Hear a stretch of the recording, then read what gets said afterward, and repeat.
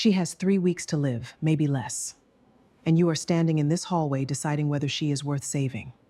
You know nothing about what I am deciding. I know exactly what you are deciding. I have read her chart, I have read yours, and I know a man does not already decide his night to save. I am going to let that last line sit exactly where it landed, because I have not decided yet how much of that sentence is true, and I think you deserve to sit in that uncertainty with me for a little while before we go any further. Here's what I do know. Somewhere in this story, a wealthy, dying stranger cares more about a little girl's life than her own father does, and by the time this is over, one of them is going to have to answer for that. Tell me right now, do you think he already suspects the truth about his daughter? Or is he simply a coward hiding behind money he refuses to spend? Tell me about a time you watched someone choose pride over the person who needed them most. Let me know where in the world you are watching from tonight. And if this story has found you for the first time, subscribe now, because what he finds out in the next few minutes is going to change how you see every father you have ever judged too quickly. Now, back to our story.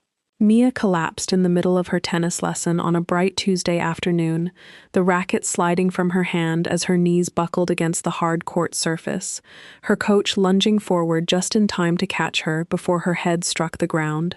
By the time the ambulance reached the private academy, weaving through the gated campus with its siren cutting sharply through the quiet afternoon, she had already stopped responding to her coach's voice, her breathing shallow and uneven, her skin pale beneath a fine sheen of sweat.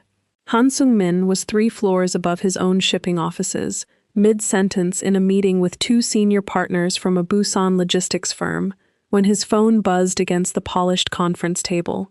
He glanced at the screen, saw his head of household staff calling, and answered without excusing himself, a small breach of his usual formality that made both partners across the table exchange an uncertain glance. "Sir," the voice on the line said, tight with barely restrained panic. "It is Mia." She collapsed at practice. "The ambulance is taking her to Cheongdam General now." Sung-min rose from his chair without another word, leaving the meeting exactly as it stood, his associates staring after him in stunned silence as he walked out of the room with his phone still pressed to his ear. "How bad?" he said, his voice flat and controlled, in the particular way it always became when the stakes were highest, the calm of a man who had learned long ago that panic solved nothing. "They do not know yet, sir," his assistant said, hurrying to keep pace with him toward the elevator. "She is unconscious. They are running tests now. The hospital is asking for you directly, as soon as possible." Sung-min said nothing further. He rode the elevator down in total silence, his jaw set, and within 11 minutes his car was cutting through afternoon traffic toward the hospital his family had quietly funded for over a decade, the kind of place where a single phone call from him could summon any specialist in the country within the hour, day, or night. The waiting room outside the pediatric wing was already crowded with his people by the time he arrived.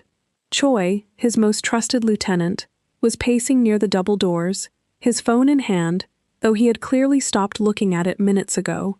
A young doctor hovered nearby with a tablet clutched to her chest, her posture stiff with the particular unease of someone about to deliver news she did not want to deliver. "Where is she?" Sung-min said, his voice cutting cleanly through the low tension of the room. "They are still running the final panel," Choi said quickly, falling into step beside him. "But the attending physician wants to speak with you directly before you see her." The doctor, a composed woman in her 40s, with tired but steady eyes, met them just outside the pediatric ICU, her expression carefully professional, in the practiced way of someone who delivered difficult news for a living and had long since learned how to hold her own face steady while doing it. "Mr. Han," she said, "thank you for coming so quickly. Your daughter's collapse was caused by a rapidly progressing autoimmune condition affecting her heart and kidneys simultaneously. It is aggressive, and it has advanced further than we would typically expect for someone her age. She is stable for the moment, but she will need immediate and extensive treatment, likely including a full transplant evaluation within the coming weeks." Sung-min's face betrayed nothing outwardly, though Choi, standing close beside him, caught the faint, almost imperceptible tightening at the corner of his jaw, the only sign that ever appeared in moments of genuine strain. What does extensive treatment look like? Sung-min asked, his voice even, almost businesslike. The doctor hesitated only slightly before answering. Realistically, she said, we are looking at specialized immunotherapy to begin, likely followed by transfer to a transplant center with a stronger track record for pediatric cases like hers. Possibly overseas, depending on donor availability and match timing. The costs would be substantial, but given your resources, I would not expect that to be the limiting factor here.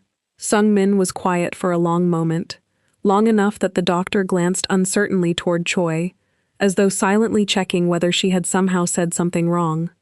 I would like to see her, Sung-min said finally, and the doctor nodded, leading them both through the heavy doors into the dim, hushed quiet of the pediatric ICU. Mia looked smaller than Sung-min remembered her being, swallowed almost entirely by the hospital bed, tubes and monitor wires surrounding her small frame, her dark hair fanned out against the pillow in soft disarray. He stood at the foot of her bed for a long moment, his expression unreadable, watching the slow, mechanical rise and fall of her chest, before turning back toward the doctor still waiting in the doorway. I want a full report on her prognosis, he said. Not the version you give to grieving families, the real numbers. The doctor exchanged a brief, uncertain glance with Choi before answering carefully. With aggressive treatment, she said, survival outcomes for cases at this stage are difficult to predict with total precision, but meaningful improvement is possible in a significant percentage of comparable cases we have treated. It is not without real risk, but it is far from hopeless, Mr. Han. I want to be clear about that. Sung-min nodded once, a small, controlled movement, and for a brief moment, Choi allowed himself to believe the crisis, or at least the decision-making part of it, was already settled in the only direction that made sense. He was wrong. Later that evening, in a private conference room adjacent to the ICU, Sung-min sat across from the hospital's chief of pediatric medicine, a distinguished older man who had personally overseen the wing's funding arrangements for years, alongside Choi and two of Sung-min's senior advisors, the fluorescent lighting overhead casting the whole room in a flat, clinical glow. I want to walk you through the treatment plan, the chief said, sliding a thick folder across the polished table toward him. We have already begun preliminary outreach to transplant centers in Seoul and Boston. If we move quickly, we can have her fully evaluated within the week.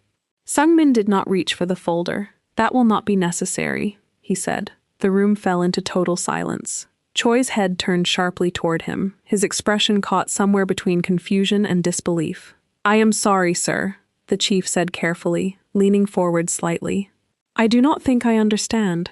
I said it will not be necessary, Sung-min repeated, his voice calm and utterly final, offering no further explanation. I do not want further treatment pursued. I want her kept comfortable. Pain managed appropriately. Nothing more than that. Sir, the chief said, his composure visibly cracking now, genuine confusion bleeding into his tone. With respect, this is a highly treatable presentation at this stage of progression. The resources required are well within your means, by any reasonable measure. I do not understand the hesitation here. There is no hesitation, Sung-min said. There is a decision, and it has already been made. Choi leaned forward slightly in his seat, his voice lower now, more careful than he would normally dare speak to his employer. Sir, he said, forgive me, but this is Mia. This is not a shipping contract or a business negotiation. This is your daughter. Sung-min's eyes cut toward him sharply, immediate and cold, and Choi fell silent at once, though something stubborn in his expression made clear he had not actually been persuaded by the look, only silenced by it for the moment. I am fully aware of exactly who this concerns, Sung-min said, his voice low and even, each word deliberate. My decision stands. Ensure the rest of the staff understands it clearly. Comfort care only. Nothing further is to be authorized without my direct approval. He rose from the table and left the room without waiting for further objection, his footsteps unhurried against the polished floor, and behind him, the chief physician and Choi exchanged a long, baffled look, neither of them offering the other any explanation for what they had just witnessed. Word spread quietly through the household over the following days. The way difficult instructions always seemed to travel, staff and associates alike absorbing the directive with visible discomfort, none of them dared voice directly to the man who had given it. "He has more money than most countries," one of the household staff murmured to another late one evening in the kitchen, unaware that Choi was standing close enough in the hallway to hear every word. "Why would a man like that choose this? It makes no sense." Choi did not have an answer for her, though he found himself standing outside Mia's hospital room more evenings than his duties strictly required that week, watching his employer's daughter sleep beneath the soft, steady hum of the monitors, trying and failing entirely to understand what kind of man held within his reach the power to save his own child's life, and chose instead, deliberately and without explanation, to simply wait for her to die. Vivian Marsh arrived at Cheongdam General on a private medical transport 3 days after Mia's collapse, though her own crisis had been building far longer than anyone outside her closest circle knew. She had built her fortune the hard way, first as a cardiothoracic surgeon in Atlanta, then as the founder of a medical diagnostics company that had, over the course of a decade, revolutionized early detection for the exact category of degenerative conditions now quietly killing her. There was a particular, bitter irony in that fact, that Vivian had stopped finding funny sometime around her second round of failed treatment back in the States. "I want the full oncology team briefed before I land," she told her assistant, Priya, over the phone from the plane, her voice steady despite the exhaustion beneath it. "And I want to know exactly why my previous specialist recommended this particular hospital over the 3 others on my list. Dr. Yoon has the strongest outcomes globally for your specific mutation," Priya said. "And frankly, ma'am, given how far you traveled to avoid the press attention back home, discretion mattered as much as outcomes." Vivian allowed herself a small, humorless smile. "Discretion," she repeated, as if anyone with billions of dollars gets to disappear quietly. "You disappeared well enough to get here," Priya said. "That counts for something." By the time Vivian was settled into her private suite on the hospital's top floor, the kind of accommodation reserved for exactly the sort of clientele who did not wait in ordinary rooms, she had already reviewed her own case file twice and requested a third opinion on her latest scans, a habit she suspected would follow her right up until the moment she no longer had the strength to demand it. Dr. Yoon visited her personally that first evening, a composed, sharp-eyed woman, close to Vivian's own age, carrying herself with the particular confidence of someone who had spent decades being underestimated and had stopped caring about it long ago. "Your labs are consistent with what we discussed before you traveled," Dr. Yoon said, reviewing the chart at Vivian's bedside. "The treatment protocol we discussed remains our best option, though I will be honest with you, as I promised I would be. The odds are not what either of us would like them to be. I did not fly across the world for comforting lies," Vivian said. "Give me the real number." Dr. Yoon met her eyes steadily. 18 months, optimistically, she said. "Possibly less, depending on response." Vivian nodded slowly, absorbing the number the way she absorbed most difficult information, by immediately converting it into a plan. "Then we begin immediately," she said. "And Dr. Yoon, while I am here, I intend to make use of every minute I have left in ways that matter to me. I hope that will not complicate your treatment schedule." Dr. Yoon studied her for a long moment, something like respect flickering behind her professional composure. "I suspect very little complicates you, Ms. Marsh," she said, and left Vivian alone with the quiet hum of machines that would, for the foreseeable future, mark the rhythm of her days.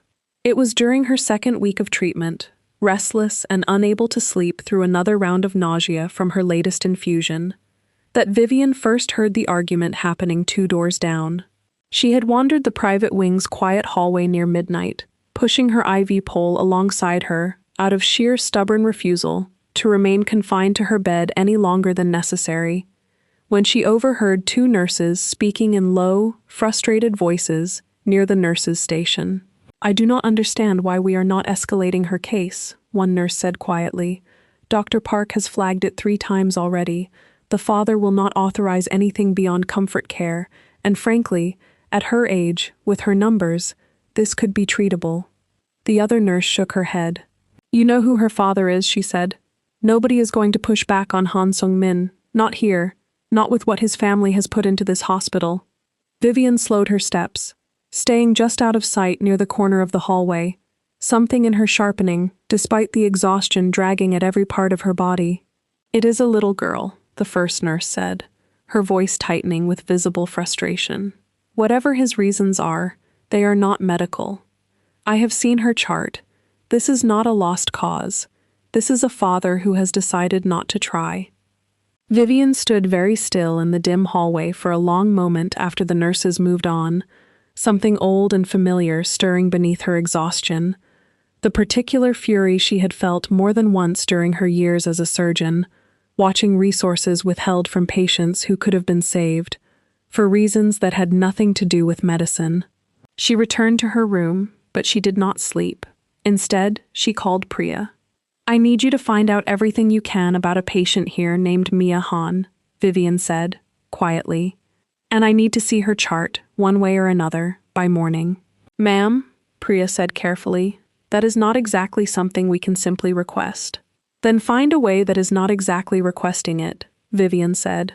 I did not build a diagnostics company by waiting patiently for permission, Priya. Make some calls. By late the following morning, through a combination of her own reputation, a substantial anonymous donation routed through the hospital's research foundation, and a quiet, off-the-record conversation with Dr. Park, the physician assigned to Mia's case, Vivian had what she wanted, a full copy of the girl's chart spread across the small table in her private suite. She read through it twice, slowly, the practiced eye of a former surgeon cutting through the clinical language to the shape of the case beneath it. And by the second read, her jaw had tightened with something close to genuine anger. This is not hopeless, she said aloud to no one, flipping back through the labs a third time. This is a textbook case for exactly the kind of early intervention my own company built its entire diagnostic model around.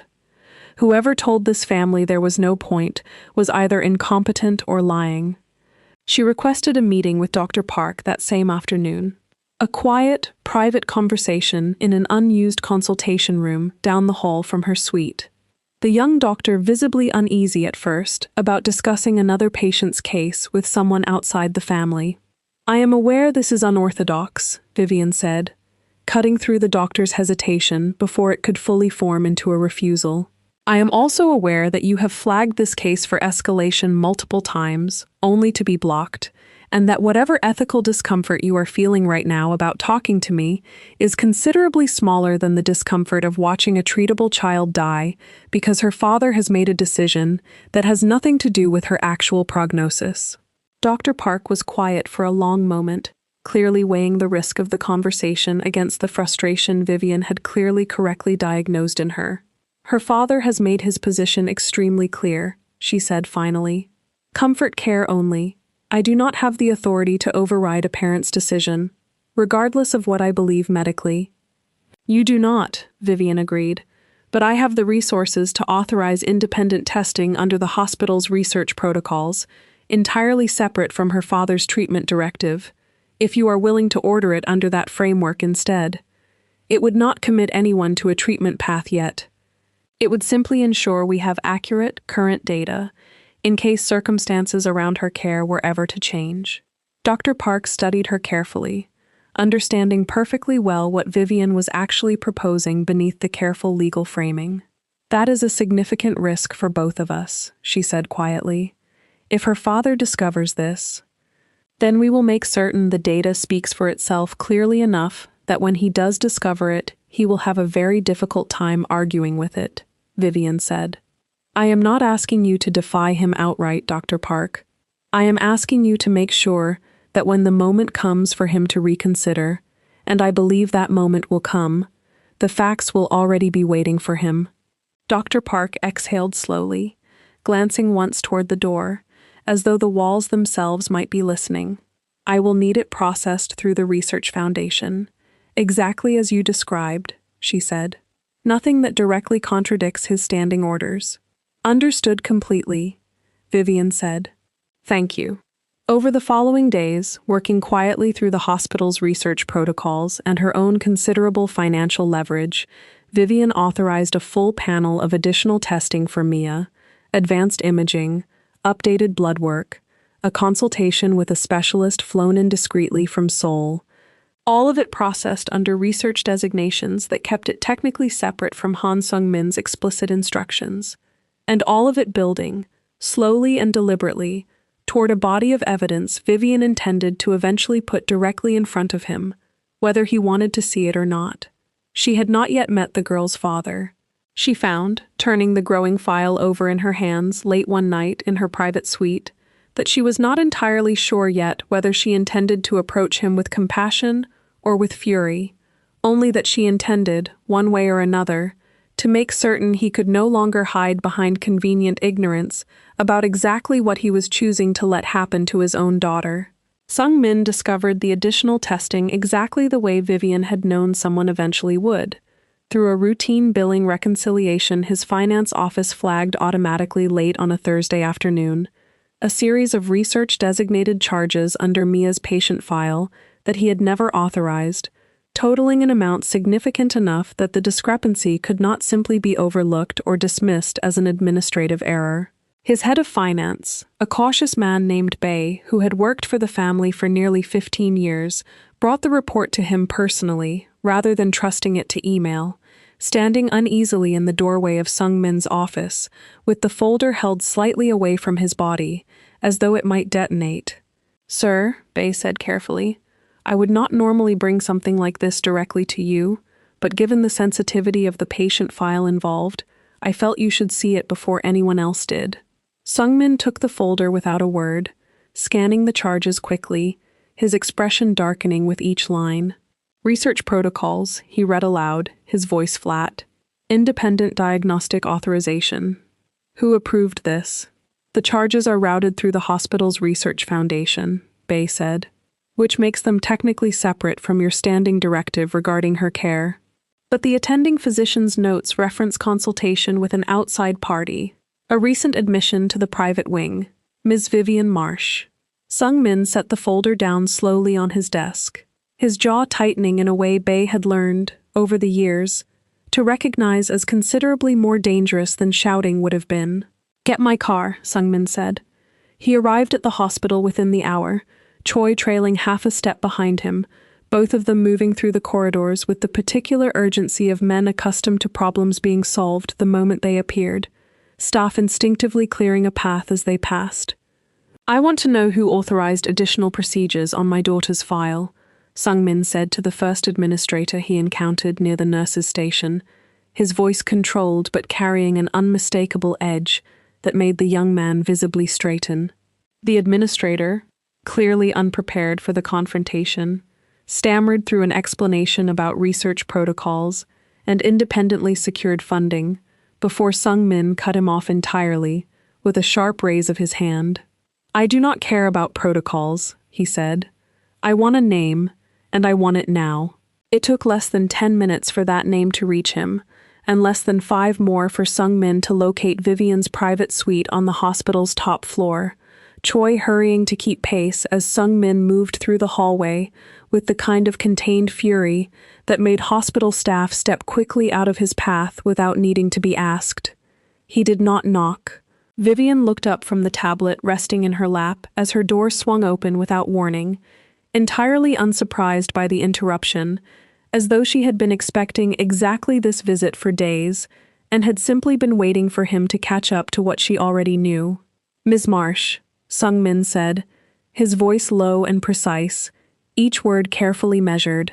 "I believe you have been reviewing my daughter's medical file without my consent and authorizing procedures I never approved." Vivian set the tablet down slowly on the small table beside her, meeting his gaze without any visible unease, her posture unhurried despite the tension radiating off him. "I have," she said simply, "and I intend to keep doing it, for as long as it takes." Choi hovered uncertainly near the doorway, clearly unsure whether to remain or step outside, until Sung-min's sharp glance sent him retreating into the hallway to wait, leaving the two of them alone in the quiet suite. You have no relationship to my daughter, Sung-min said, stepping fully into the room, his presence filling it in a way that seemed deliberate. No standing, medically or otherwise, to authorize anything at all on her behalf. What you have done is a serious violation of both her privacy and my explicit instructions, and I intend to have every test you ordered voided immediately, along with whatever data resulted from them. You can certainly try, Vivian said evenly. Though I suspect the hospital's research foundation, which I have donated rather generously to this week, may take some convincing before they agree to erase legitimate medical findings, simply because they are inconvenient for you. Something dangerous flickered behind Sung-min's composed expression, a tightening around his eyes that Choi, still hovering just outside the door, would have recognized immediately as genuine warning. This is not a negotiation, Sung-min said. You are a stranger to this family, a woman I have never met until this moment, interfering in a medical decision that is not yours to make and never will be. A medical decision, Vivian repeated, her voice sharpening with something close to disbelief. Is that truly what you believe this is, Mr. Han? Because I have read her chart. I have read it twice, carefully, with 20 years of surgical experience behind my judgment. And nothing in it explains a directive for comfort care only in a case this treatable. Nothing. You have no context for the decisions being made regarding my daughter, Sung-min said, his voice tightening further, the calm control he usually wore beginning visibly to strain. Then give me context, Vivian said, rising slowly from her chair, despite the visible effort it clearly cost her, refusing to let him tower over her while she remained seated. Explain to me exactly what medical rationale exists for withholding treatment from a child with real, documented odds of recovery. I am genuinely asking you, Mr. Han, because from where I am standing, all I see is a man with more resources than most nations on Earth, choosing to let his own daughter die rather than simply try, and I cannot find a version of that decision that makes sense to me as a physician. Sung-min's jaw tightened visibly now, his composure fraying at its edges for the first time since he had entered the room. You know nothing about this family, he said, his voice lower now, harder. Nothing about the circumstances that led to this decision, or what it has cost me to make it. Then tell me, Vivian said, because right now, what I know is a little girl 2 doors down from my own room, alone most evenings while her father refuses to authorize treatment that could save her life. I know a hospital full of staff who are furious and terrified to say so out loud, whispering about it in hallways, because none of them dare confront you directly. And I know that whatever reason you are hiding behind that word decision, it is not a medical one, because I would recognize a medical reason immediately, Mr. Han, and this is not that. This is not your business, Sung-min said, his voice low and hard, each word deliberate. I am making it my business, Vivian said, meeting him without flinching, her exhaustion visible now beneath the sharpness of her voice. And before you tell me again that I have no standing here, you should understand something about me. I do not have the luxury of caring about overstepping boundaries right now, Mr. Han. I have perhaps a year left, if I am fortunate. Considerably less if I am not.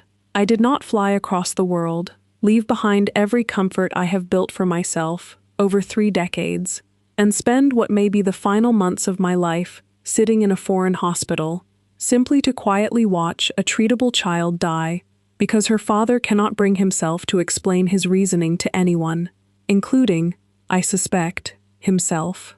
The room fell into a long, heavy silence, Sung-min's expression shifting almost imperceptibly, something in his controlled fury faltering slightly at the unexpected weight of what she had just revealed, his eyes moving briefly toward the IV line still taped to the back of her hand, as though seeing it, and her, fully for the first time. I did not know, he said finally, his voice quieter than before, some of the hard edge gone from it entirely. There is no reason you should have, Vivian said. I am not telling you for sympathy, Mr. Han. I am telling you so you understand precisely why your threats mean absolutely nothing to me.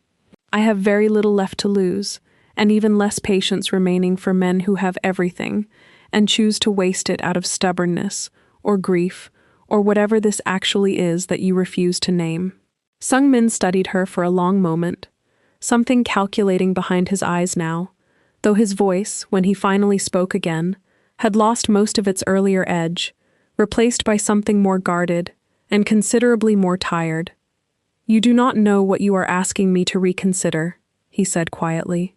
"Then explain it to me," Vivian said again, her voice gentler this time, though no less direct. "Because I promise you, whatever it is, I have likely heard worse in my years as a surgeon. I have sat with families through every kind of impossible decision there is to make. I am not here to judge you, Mr. Han. Whatever you may currently believe about my motives, I am here because a child is dying unnecessarily 2 doors down from me, and I refuse to simply watch it happen while I still have the power, and frankly the time, to intervene." Sung-min did not answer her immediately. His gaze drifted briefly toward the window, toward the city skyline stretching out gray and distant beyond the glass. And when he finally looked back at her, something in his expression had shifted. Not softened exactly, but visibly cracked at its foundation, a fault line finally showing beneath years of careful control. "The testing you authorized," he said finally, his voice carefully measured again, though quieter now. "I want to see the full results myself, before anything further is decided about her care. That is the first genuinely reasonable thing you have said since you walked into this room," Vivian said. "Do not mistake this for agreement," Sung-min said, though the sharpness had gone out of his voice almost entirely now, replaced by something heavier, more exhausted. "I have my reasons for the decision I made. Reasons that have nothing to do with money, and nothing to do with love, or the absence of it, whatever you might be assuming from the outside looking in." "Then help me understand them," Vivian said. "Because right now, Mr. Han, all anyone in this hospital sees is a father who stopped fighting for his own daughter, and I do not believe, watching you just now, that this is actually who you are underneath whatever it is you are protecting yourself from." Sung-min said nothing further in response. He turned and left her suite without another word, his footsteps unhurried but final against the polished floor, Choi falling into step beside him in the hallway, both of them disappearing around the corner without looking back, and Vivian sank slowly back down into her chair, exhausted in a way that had little to do with her illness and everything to do with the sheer effort of the conversation, watching the empty doorway for a long moment before finally allowing herself a small, tired breath of something that might, cautiously, carefully, have been the beginning of hope. Sung-min returned to the hospital that night, long after visiting hours had technically ended, using the private elevator reserved for his family's donations to bypass the front desk entirely, and made his way to Mia's room in the quiet hours when the corridor lights had dimmed to their overnight setting, and the only sounds were the soft rhythm of monitors and the occasional footsteps of a night nurse making rounds. He stood in the doorway for a long moment before entering, watching his daughter sleep beneath the pale glow of the machines surrounding her, her small chest rising and falling in a rhythm that seemed, in the stillness of midnight, far more fragile than it had in the harsh light of day. He pulled a chair close to her bedside, though he did not sit at first, simply standing over her, studying the shape of her face in the dim light, the particular curve of her jaw, the dark lashes resting against her cheeks. He had done this many times over the past weeks, always alone, always after everyone else had gone, as though some part of him could not bear to be witnessed in this specific act of tenderness, while still holding to the coldness he presented to everyone else. "You look like your mother when you sleep," he said quietly, his voice barely above a whisper, the words meant for no one but the empty room. "You always have." He finally sat, taking her small hand carefully in his own, mindful of the IV taped along the back of it, and remained there in silence for a long while, his expression unreadable even to himself, caught somewhere between grief and something else he had refused to name for years, something that had calcified slowly into the cold, immovable decision he had made in that conference room days earlier. "I do not know what is right anymore," he said finally, so quietly it was barely more than breath. "I have not known for a very long time." He remained there until nearly 2 a.m, saying nothing further, simply holding her hand and watching her sleep, before finally rising, smoothing the blanket over her shoulder, with a gentleness he allowed almost no one to witness, and slipping quietly back out into the hallway. Choi was waiting for him near the elevator, still in his suit despite the hour, clearly having anticipated exactly where his employer had gone. "You should be home," Sung-min said, though there was no real reprimand in his voice. "So should you, sir," Choi said. "And yet here we both are." They rode the elevator down together in silence, and it was not until they reached the private parking garage beneath the hospital, the concrete space empty and echoing at this hour, that Choi finally spoke again, his voice careful but resolute in a way Sung-min had rarely heard from him in 15 years of service. "Sir," Choi said, "I need to say something, and I am asking you respectfully not to dismiss me before I finish." Sung-min stopped walking, turning to face him, his expression guarded but not entirely closed. "Say it, then," he said. "I have served your family since before Mia was born," Choi said. "I was at your side when your wife left. I was at your side through every difficult decision this family has faced in 15 years, and I have never once questioned your judgment, because your judgment has always been sound, even when it was hard. But I am questioning it now." Sung-min said nothing, his jaw tightening slightly, though he did not walk away, which Choi seemed to take as permission to continue. "Every person in that hospital, every member of your own household staff, believes you have simply given up out of grief," Choi said. "That you cannot bear to watch her suffer through treatment that might fail, so you have chosen the version of losing her that hurts less to witness. I believed that too, sir, for the first several days. But I do not believe it anymore." "Choi," Sung-min said, a warning edge entering his voice. "I have known you too long," Choi pressed on, refusing to be deterred. "I have watched you fight for far less than your own daughter's life, in rooms far more hostile than a hospital boardroom. A man who simply cannot bear his own grief does not sit alone with her at 2 a.m, night after night, holding her hand and saying nothing to anyone. That is not a man who has given up, sir. That is a man who is afraid of something else entirely, and I do not believe it is her death." The garage fell into a long, heavy silence, the distant hum of the ventilation system the only sound between them, and Sung-min stood very still, his composure visibly straining under the weight of Choi's words, in a way it rarely did, even in far more dangerous confrontations than this one. "You do not know what you are asking," Sung-min said finally, his voice low. "Then tell me," Choi said. "After 15 years, sir, I believe I have earned that much, if nothing else."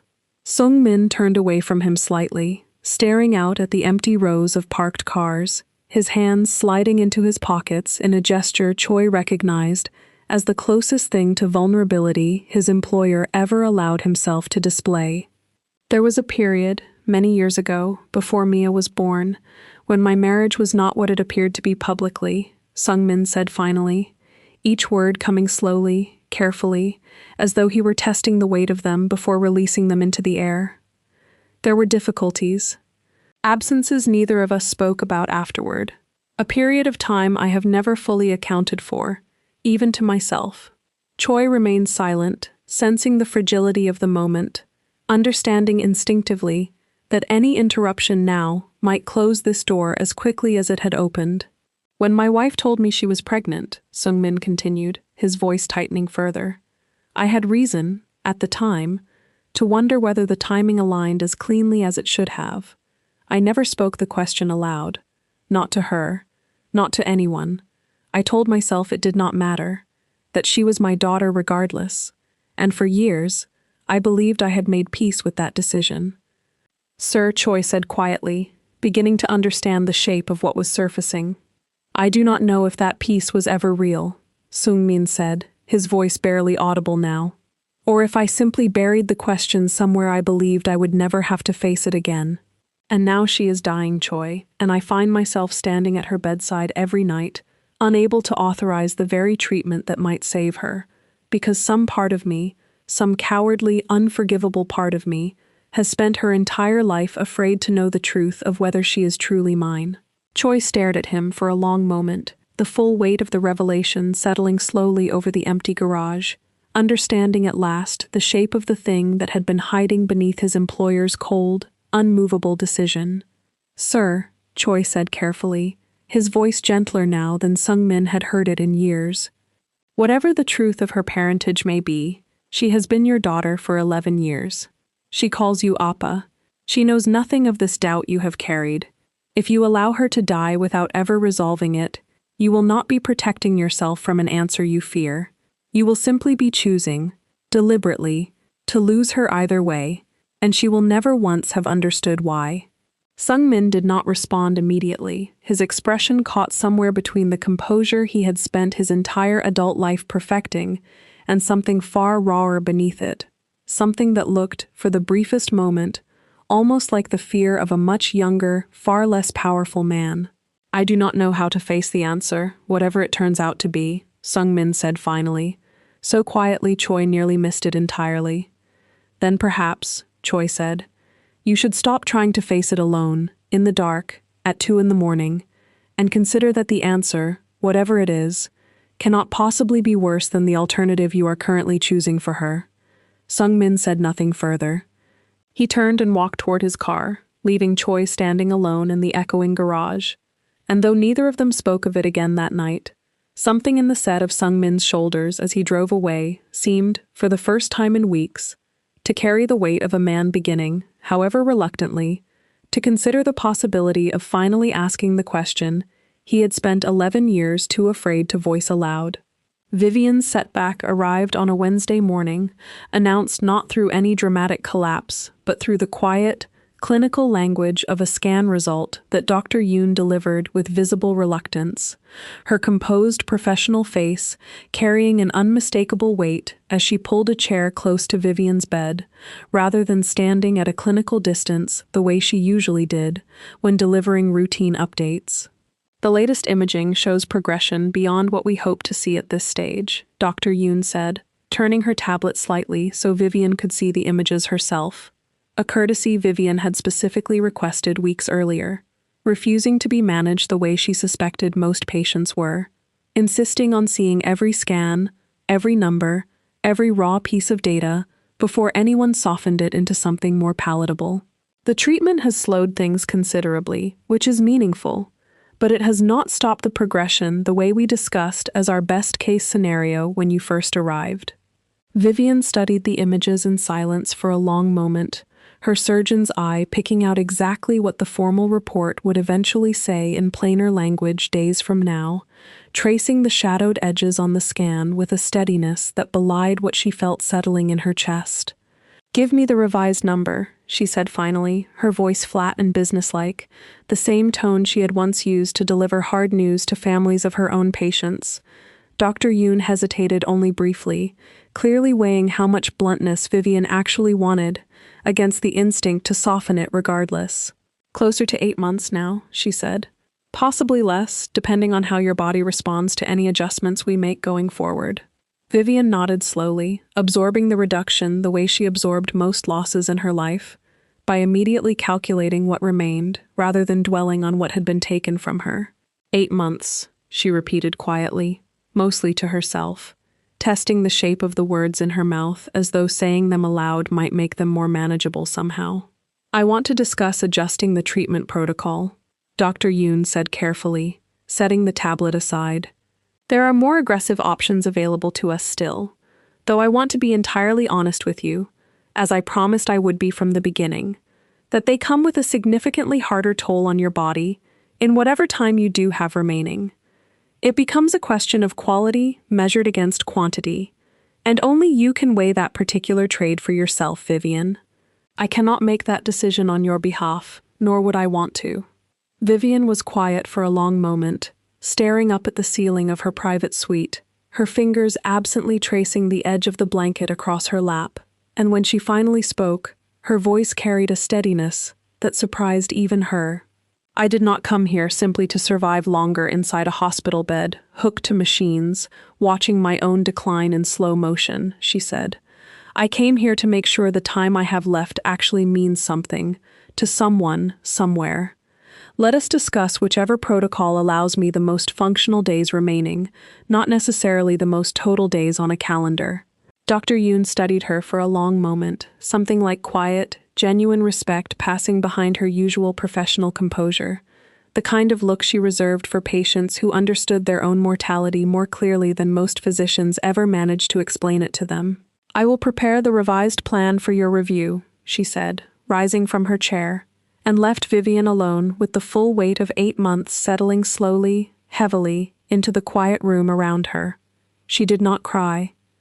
She had, in the 18 months since her original diagnosis, made a private, deliberate decision early on that tears would not buy her any additional time on this earth, and she had held to that decision with the same stubbornness she applied to nearly everything else in her life, from building her company out of nothing to fighting her own doctors for information they would rather have withheld. Instead, she picked up her tablet from the bedside table and opened Mia's file again. Scrolling slowly through the latest results Dr. Park had quietly continued sending her over the past several days, and found, in the small, specific act of reviewing a stranger's child's blood work, something steadying enough to hold the larger grief at arm's length for a little while longer, at least for tonight. She found Sung-min 3 days later in the hospital's private garden, a small enclosed courtyard reserved specifically for family members of patients in the top floor wing. Sitting alone on a stone bench, with his elbows resting heavily on his knees, staring at nothing in particular, his usually immaculate posture noticeably diminished. "You look like a man who has not slept properly in weeks," Vivian said, settling herself carefully onto the bench beside him, her IV pole rolling quietly across the smooth stone path, the small effort of the walk still costing her more than she would ever admit aloud to him. "I could say the same of you," Sung-min said, though there was no real edge in it this time, only a tired kind of acknowledgement, his eyes flicking briefly toward the pole beside her before returning to the fountain ahead of them. They sat in silence for a moment, the courtyard's small fountain providing the only sound between them, water tumbling in its steady, endless rhythm over smooth gray stones, before Vivian finally spoke again, her voice gentler than it had been in either of their previous conversations. "My numbers changed this week," she said. "Not for the better. I have perhaps 8 months now, according to my doctor, though I have learned by now not to trust these numbers too precisely in either direction. They are estimates dressed up as certainties, most of the time." Sung-min turned to look at her fully for the first time since she had sat down, something shifting visibly behind his composed expression, a flicker of something that looked almost like genuine grief on her behalf. "I am sorry," he said, and it sounded genuine in a way his earlier words to her rarely had, stripped of the defensiveness he usually carried. "I am not telling you for sympathy," Vivian said, echoing words she had used before, though her tone carried less confrontation now and something closer to plain honesty. "I am telling you because it has clarified something for me rather considerably. I do not have the luxury of watching you continue to hesitate, Mr. Han. Whatever this is that you are protecting yourself from, whatever ghost you are carrying, I need you to face it faster than you currently seem inclined to, for her sake if not for your own." Sung-min was quiet for a long moment, his gaze drifting toward the small fountain, watching the water fall in its steady, repetitive rhythm, as though it might offer him an answer he could not find on his own. "It is not a simple hesitation," he said finally, his voice low. "Then what is it?" Vivian pressed gently, turning slightly on the bench to face him more directly, ignoring the small ache the movement cost her. "I have sat with you twice now, Mr. Han, and both times I have watched you circle around something you refuse to name outright, something that clearly costs you more to carry silently than it would to simply say aloud. I told you about my own mortality, without flinching, without softening it for your comfort. I am asking you now, as directly as I know how, to extend me the same honesty in return, if not for my sake, then for hers, because she does not have the luxury of waiting for you to find your courage on your own timeline." Sung-min's jaw tightened, his hands clasping together tightly between his knees, and for a long moment, Vivian believed he might actually answer her fully this time, watching something visibly war behind his eyes, a battle between years of careful, practiced silence and the mounting pressure of everything closing in around him at once, the walls he had built for over a decade finally beginning to buckle under their own weight. There was a time, many years ago, he began slowly, the words coming out unevenly, as though each one had to be physically pried loose. Before Mia was born, when he stopped abruptly, the sentence hanging unfinished in the quiet courtyard air, his jaw working silently for a moment, before he shook his head sharply, as though physically shaking the words back down into whatever place he had kept them buried for so long. "It does not matter," he said, his voice hardening again, retreating back behind the wall Vivian had watched him briefly, almost lower. "It is not relevant to her treatment, or to anything happening in that hospital room. Everything about you seems relevant to her treatment," Vivian said, frustration creeping into her voice now, though she kept it carefully controlled, refusing to let it curdle into anger. "You were about to tell me something, Mr. Hahn. I watched you almost say it, right there. Whatever it is clearly the same thing that has kept you standing outside her hope of survival for weeks now, refusing to move." "I said it does not matter," Sung-min repeated, rising from the bench abruptly, putting physical distance between them in a way that felt, to Vivian, unmistakably like retreat dressed up as composure. "I appreciate what you are attempting to do for my daughter, Ms. Marsh, genuinely, more than you likely realize. But this particular conversation has reached its limit for today." Vivian remained seated, watching him with an expression that held more sympathy now than frustration, despite her own exhaustion pulling at the edges of her focus. "You can walk away from me as many times as you like," she said quietly, her voice carrying easily across the small distance between them. "I have 8 months and considerably less patience than I once had, Mr. Hahn, but I am not going anywhere, and neither is my determination to make sure that little girl gets every chance modern medicine can offer her, whether or not you ever find the courage to tell me, or her, or even yourself, whatever it is you are so afraid of facing." Sung-min stood very still for a moment, his back partially turned to her, his shoulders rigid, and when he finally spoke again, his voice was quieter than she had yet heard it, stripped almost entirely of its usual controlled authority. "You do not understand what you are asking me to risk," he said. "Then help me understand," Vivian said gently. "Because from where I am sitting, Mr. Hahn, the only thing you currently stand to lose by telling the truth is your own carefully constructed silence. And the thing you stand to lose by continuing to hide behind it is considerably more permanent than your pride could ever be worth." He did not answer her.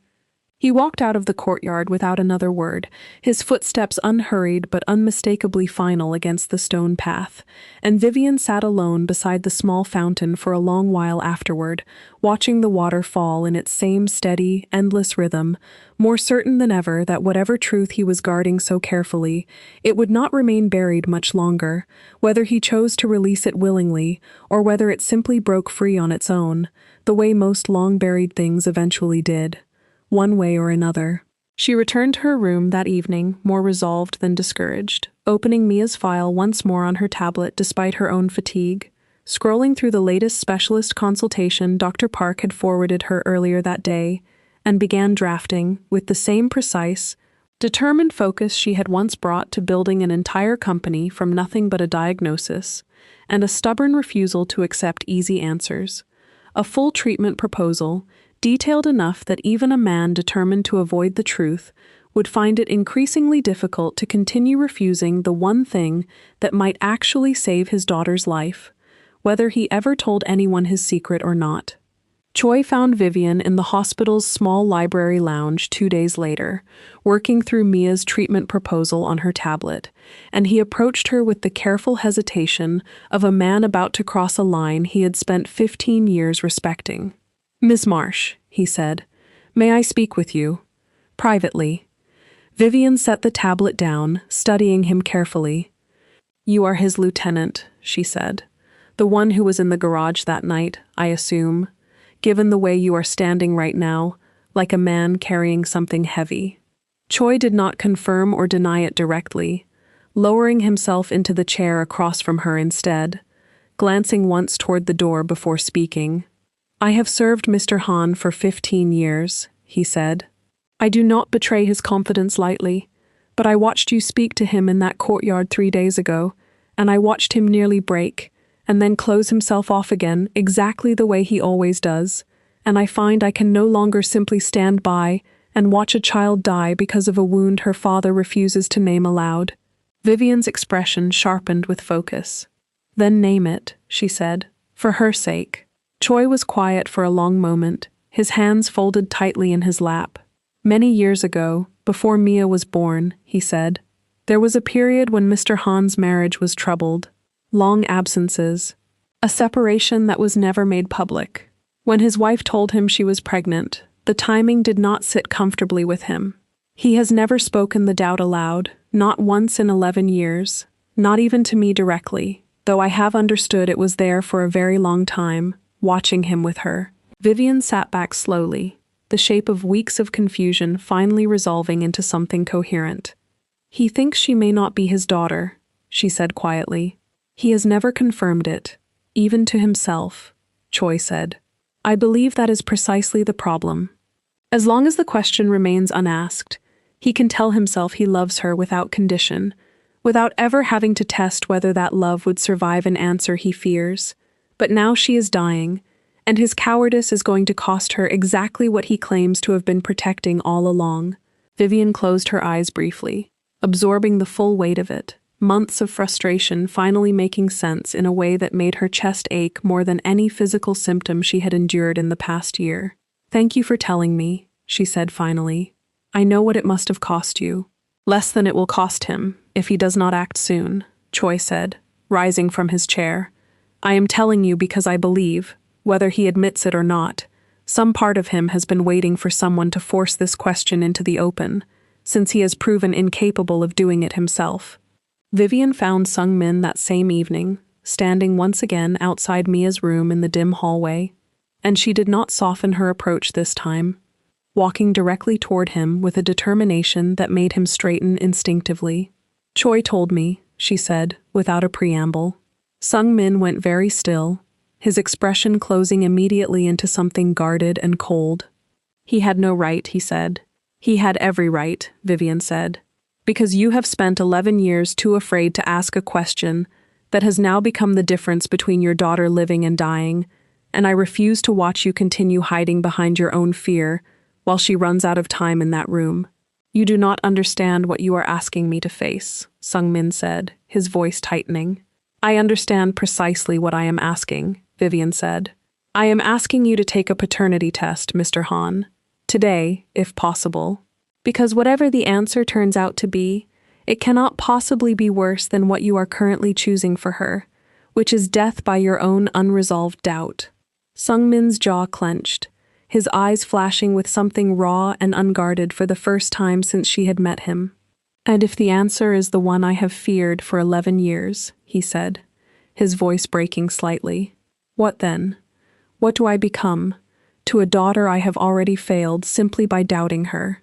Then you become a man who finally chose her anyway, Vivian said, her voice softening even as it remained firm. Biology has never been the thing keeping her alive in that bed, Mr. Han. Your money can save her. Your presence can save her. Whether or not your blood runs through her veins changes nothing about what she needs from you right now, except that you have convinced yourself, somehow, that it does. Sung Min stared at her for a long moment, something breaking visibly behind his composed exterior, 11 years of carefully maintained distance finally cracking under the combined weight of Choi's confrontation and Vivian's refusal to let him retreat any further. I will authorize the test, he said finally, so quietly she nearly missed it. Tonight. The results were expedited through Dr. Park's laboratory within 18 hours, a courtesy Vivian had personally ensured with a phone call to the lab director that left no room for delay, and Sung Min sat alone in the same private consultation room where he had first refused treatment weeks earlier, waiting for Dr. Park to arrive with an envelope that would finally answer the question he had carried, silently, for over a decade. Choi sat beside him, saying nothing, offering only the quiet solidarity of his presence, and Vivian stood near the window, having insisted on being there despite Sung Min's initial objection, her own exhaustion visible, but her resolve unwavering. Dr. Park entered without ceremony, closing the door behind her, an envelope held carefully in her hands. "Mr. Han," she said, "the results are conclusive." Sung Min's hands, resting on the table in front of him, tightened into fists, his breathing visibly unsteady for the first time since Vivian had met him. "Tell me," he said. "Mia is your biological daughter," Dr. Park said. "The probability is above 99.9%. There is no ambiguity in these results, Mr. Han. She is yours." The silence that followed was total, heavier than any silence Vivian had witnessed in weeks of hospital corridors and difficult conversations, and she watched Sung Min's face carefully, expecting relief, expecting some visible unclenching of 11 years of carried doubt. What came instead was devastation. Sung Min made a sound she had never heard from him before, something low and broken, and he brought both hands up to cover his face, his shoulders shaking with a grief so raw it seemed to fold him entirely inward. 11 years of doubt collapsing not into relief, but into horror at what that doubt had very nearly cost. "She is mine," he said, his voice muffled behind his hands, barely coherent. "She has always been mine, and I let her lie in that bed for weeks, dying, because I was too much of a coward to simply ask." Choi placed a hand carefully on his shoulder, saying nothing, and Vivian remained by the window, giving him the space to break apart fully before she spoke again. "Mr. Han," she said finally, her voice gentle but unrelenting in its clarity, "you have your answer. What you do with the next hour matters considerably more than what you failed to do over the last 11 years. She is still alive. There is still time, if you move now." Sung Min lowered his hands slowly, his face raw and stripped of every careful composure he had maintained since the day of her collapse, and when he looked up at Vivian, something had fundamentally changed behind his eyes. The wall she had spent weeks pushing against, finally, completely gone. "Then help me save her," he said, his voice hoarse. "Please. Tell me exactly what needs to happen, and I will authorize every single thing you require. Immediately. Without question." Vivian felt something loosen in her own chest. Weeks of frustrated determination, finally finding purchase in the one thing she had been fighting toward since the night she first overheard two nurses whispering in a hallway about a little girl no one was allowed to save. "Then let us begin immediately," she said, moving toward the table and opening the folder she had carried with her. The full treatment proposal she had spent days preparing, now finally, mercifully, welcome in the room. "Dr. Park, I want the transplant evaluation team notified within the hour. Mr. Han, I want you to understand that what she needs most right now, more than any procedure, is you, fully present, without hesitation, for whatever comes next." "I understand," Sung Min said, rising from his chair, his voice steadier now, carrying the first real resolve Vivian had heard from him since their initial confrontation weeks earlier. "I understand completely." He left the consultation room and walked directly to Mia's bedside without stopping for anything else, Choi and Vivian following a few steps behind, and when he reached her, he sat down beside her sleeping form and took her small hand in both of his, pressing it gently to his forehead, his shoulders still shaking with the aftershock of everything he had just learned and everything he had very nearly lost through his own silence. "I am sorry," he whispered to her, though she remained asleep, unable to hear him. "I am so sorry it took me this long. I am here now. I am not leaving again." Vivian watched from the doorway for a long moment, her own exhaustion settling heavily over her, but beneath it, something close to satisfaction, the particular quiet satisfaction of watching a fight finally turn in the direction it should have gone from the very beginning. "We have work to do," she said softly, to no one in particular, and turned to find Dr. Park already waiting in the hallway, ready to begin. Rachel found Sung Min 3 weeks later exactly where she had come to expect him most mornings, seated in the chair beside Mia's bed, a book open in his lap that he was reading aloud in a low, steady voice, his daughter propped up against her pillows, weak but conscious, listening with the particular quiet attention of a child who had spent too many days, too tired to focus on much of anything at all. Vivian leaned against the doorway, watching for a moment before either of them noticed her, something warm settling in her chest at the sight of it, a scene she had spent weeks fighting to make possible. "You are terrible at doing voices," Mia said weakly, a faint smile tugging at her mouth, the first real spark of her old self Vivian had seen since her collapse. "I am aware," Sungmin said, closing the book gently. "Your mother always said the same thing." Mia's eyes drifted toward the doorway, brightening slightly further. "Ms. Marsh," she said, "Appa says you are the reason I am getting better." Vivian stepped into the room, smiling despite the fatigue that had become her constant companion these past weeks. "Your father did quite a lot of the work himself, once he decided to," she said. Sungmin looked up at her, something steady and grateful in his expression that had not been there in their earliest, sharper conversations. "The transplant evaluation came back this morning," he said. "She is a strong candidate. Dr. Park believes, with the treatment already underway, her odds have improved considerably beyond the original projections." "That is very good news," Vivian said, and meant it fully, though she felt the weight of her own diagnosis pressing quietly beneath the relief, a reminder she had grown skilled at holding at arm's length in moments like this one. Mia, exhausted from the effort of the morning, drifted back to sleep within minutes, and Sungmin rose carefully from his chair, following Vivian out into the hallway, where the two of them stood for a moment in a silence that had become, over the past weeks, considerably more comfortable than their earlier confrontations. "I do not know how to thank you properly," Sungmin said, "for refusing to let me continue as I was, for refusing to accept my excuses, even when I gave you every reason to walk away and let me remain exactly as broken as I had chosen to be." "You do not need to thank me," Vivian said. "You needed someone willing to tell you the truth without flinching. I happen to have very little patience left for gentler methods." Sungmin studied her for a long moment, something more searching in his expression now. "Your own treatment," he said carefully. "How is it progressing?" Vivian considered deflecting, the way she had with nearly everyone else in her life since her diagnosis, and found, standing in this particular hallway, that she did not want to.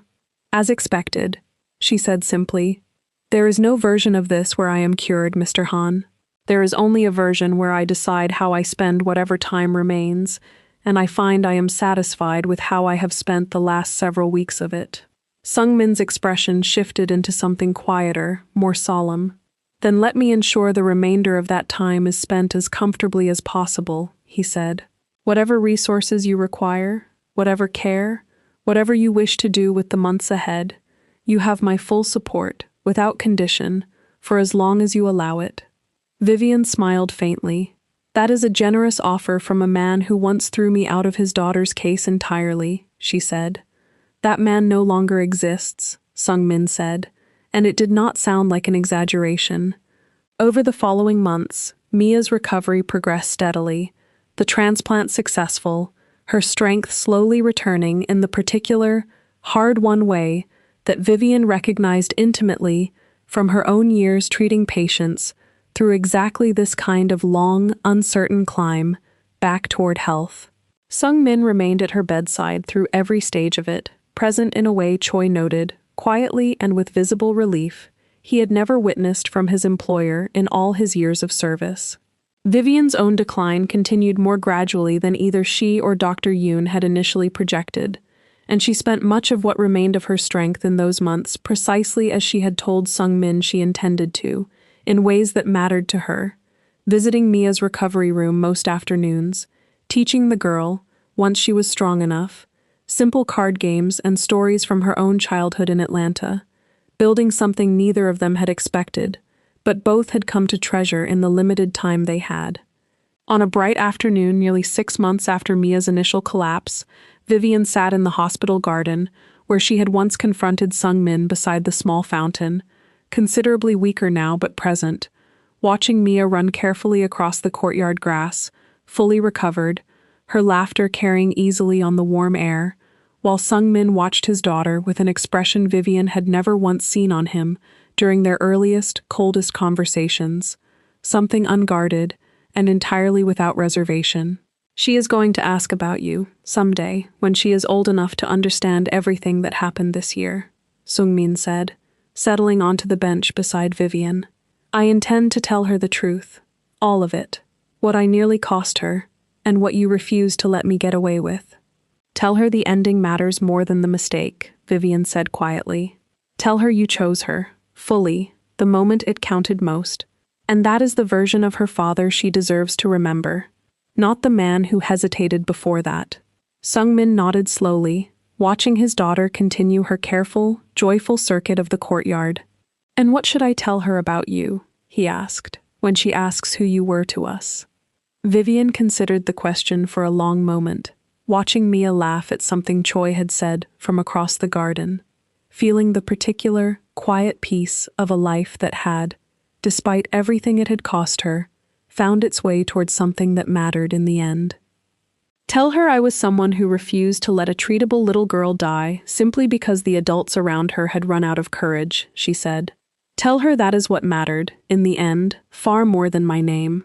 Sungmin reached over and took her hand gently, an easy, natural gesture between two people who had built, out of confrontation and grief and stubborn refusal to look away, something neither romantic nor purely professional, but entirely its own, and they sat together in the quiet garden for a long while, watching his daughter run freely across the grass in the warm afternoon light, alive and whole, and no longer running out of time. If a story about choosing someone before it is too late means anything to you tonight, tell me in the comments what you think it actually costs a person to finally face a truth they have been avoiding for years. Tell me about someone in your own life who showed up for you exactly when it mattered most, even as a stranger. Drop where you are watching from tonight. And if this story found you for the first time today, subscribe, because sometimes the person who saves you is not the one bound to you by blood, but the one who simply refused to walk away,